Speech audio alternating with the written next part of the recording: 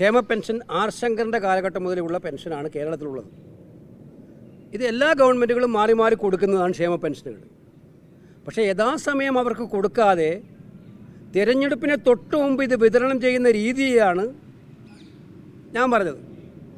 അത് നിങ്ങളുടെ മനസ്സിലുള്ള ചിന്ത ഇവർക്കെന്തോ ഔദാര്യം കൊടുക്കുകയാണ്, ഗവൺമെൻറ് ഔദാര്യം കൊടുക്കുകയാണ്, ഞങ്ങളുടെ പോക്കറ്റിൽ നിന്ന് എടുത്തിട്ട് തരുന്ന പൈസയായിട്ട് ഔദാര്യം കൊടുക്കുകയാണ്. അത് ഇലക്ഷൻ തൊട്ട് മുമ്പേ കൊടുക്കുന്ന രീതിയെയാണ് ഞാൻ എതിർത്തത്. അന്ന് തന്നെക്കെതിരെ കോലം കത്തിക്കൽ പ്രസ്താവനകൾ. പക്ഷേ അറിഞ്ഞോ അറിയാതെയോ എം മണിയുടെ വായിൽ നിന്നല്ല അത് വന്നു. ഇത് മണി ഒറ്റയ്ക്ക് പറഞ്ഞതല്ല. നിങ്ങൾക്കൊക്കെ കേരളത്തിൽ ബന്ധങ്ങളുള്ളതാണ്. കേരളത്തിലെ ഓരോ വീടുകളിലും അവർ കയറി വോട്ട് ചോദിക്കുമ്പോൾ പറഞ്ഞത് ഇതാണ്, LDFനെ തോൽപ്പിച്ചാൽ ഈ പെൻഷൻ നിന്നുപോകും, അതുകൊണ്ട് നിങ്ങളെല്ലാം പെൻഷൻ വാങ്ങിക്കുന്നത് ഇതുകൊണ്ടാണ്.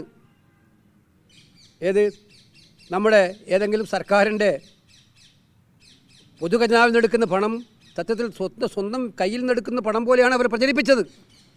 അതേ പ്രതിഫലനമല്ലായിരുന്നോ എം മണിയുടെ ഇന്നത്തെ പ്രതികരണം? അത് അദ്ദേഹം പറഞ്ഞു, മറ്റെല്ലാവരും മനസ്സിൽ വെച്ചു വന്നു. മുഖ്യമന്ത്രി കഴിഞ്ഞ ദിവസം ഈ ചോദ്യം എന്നോട് ചോദിച്ചല്ലോ, ഞാൻ നിലമ്പൂർ പ്രസംഗിച്ചതിനെ. അതേ പ്രതികരണമല്ല അവരുദ്ദേശിക്കുന്നത്. ഇത് തന്നെയാണെന്നുള്ള തെളിവല്ലേ അത്? CPM ഉദ്ദേശിക്കുന്നത്, CPM നേതാക്കന്മാരെല്ലാം ഉദ്ദേശിക്കുന്നത് എല്ലാവരുടെയും മനോഗതി പെൻഷൻ നിങ്ങൾക്ക് തരുന്നുണ്ട്, അപ്പോൾ നിങ്ങൾ വോട്ട് തരാൻ ബാധ്യസ്ഥരല്ലേ? അതല്ലേ മണിയുടെ സ്റ്റേറ്റ്മെൻറ്റ് എന്നല്ല, അത് തന്നെയല്ലേ ഞാൻ പറഞ്ഞത്. ഇതാണ് നിങ്ങളുടെ ധാരണ. മണിയുടെ സ്റ്റേറ്റ്മെൻറ്റ്, എം മണിയുടെ സ്റ്റേറ്റ്മെൻറ്റ് അത് തന്നെയാണ്.